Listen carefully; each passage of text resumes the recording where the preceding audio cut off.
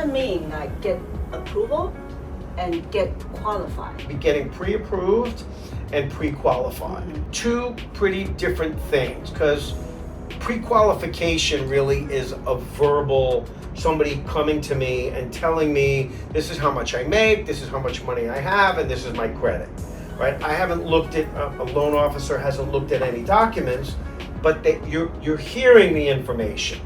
I call that, and it's not as impactful, pre-qualification.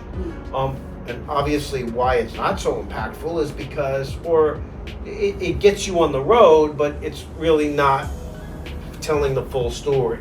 Because we got to look at tax returns, pay stubs, W-2s, bank statements, the credit report. But you got to look at the documents, because sometimes people don't know exactly, they think their credit is great, but then I run credit and there's issues on the credit that they didn't know about, right? So pre-approval is really going through the documents. It's much more, for instance, as a realtor, right, if someone tells you that they were pre-approved versus pre-qualified, the pre-qualification doesn't hold as much weight. Got you. Yeah. So me as a realtor, I prefer pre-approval. 100%.